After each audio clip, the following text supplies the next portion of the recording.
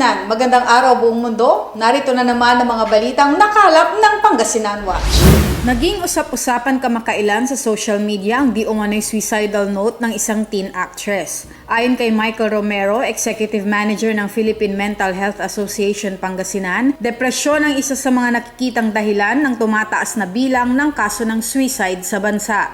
Ang pag-iisip ng isang suicidal person, iniisip niya na wala na siyang dahilan para mabuhay. Pwede rin niyang isipin na wala nang nagmamalasakit sa kanya, wala nang para sa kanya magiging mas mabuti pa ang mundo pag wala siya, o ang buhay para sa kanya meaningless, worthless, hopeless. Karamihan umano sa mga biktima ay nabibilang sa mga kabataan. Mga kabataan kasi, kung minsan hindi nila nailalabas yung nararamdaman nila.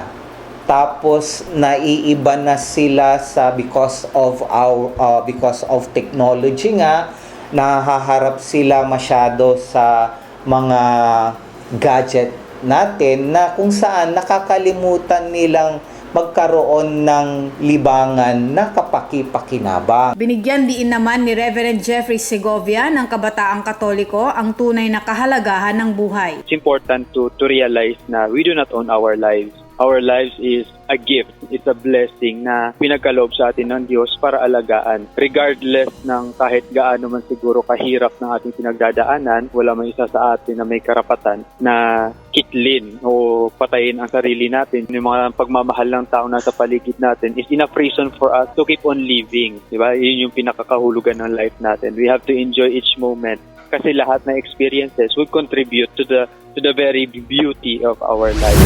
Mahigit 3,000 relief packs na ang naihanda ng Provincial Social Welfare Development Office bilang paghahanda sa patuloy na sama ng panahon. Relief packages natin, ang family foods na kinakailangan na pamahagi, kung kinakailangan, naka-ready na.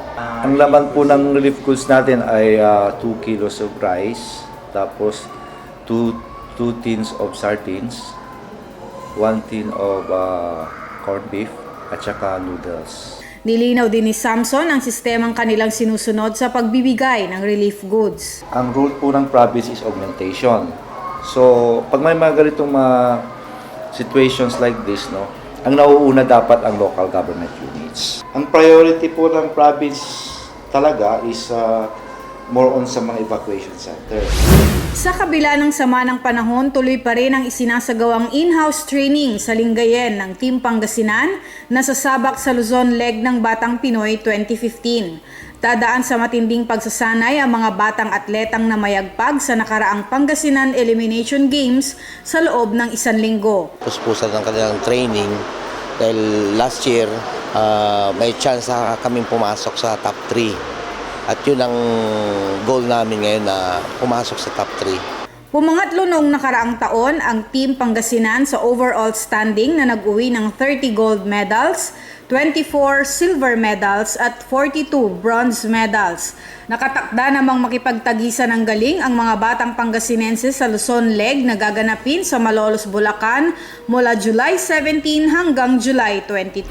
Muling nahalal si Lingayen Dagupan Archbishop Socrates Villegas bilang President ng Catholic Bishops Conference of the Philippines o CBCP. Karamihan sa mga obispong dumalo sa biannual plenary assembly ay bumoto kay Villegas. Muli rin nahalal si Archbishop Romulo Valles ng Davao bilang Vice President ng CBCP. Samantala, inaanyayahan naman ng Archdiocese of Lingayen Dagupan ang lahat na makiisa sa kanilang Run for Life Family Edition sa darating na Huwebes, July 16. Layunin nitong itaguyod at protektahan ang buhay at pamilya.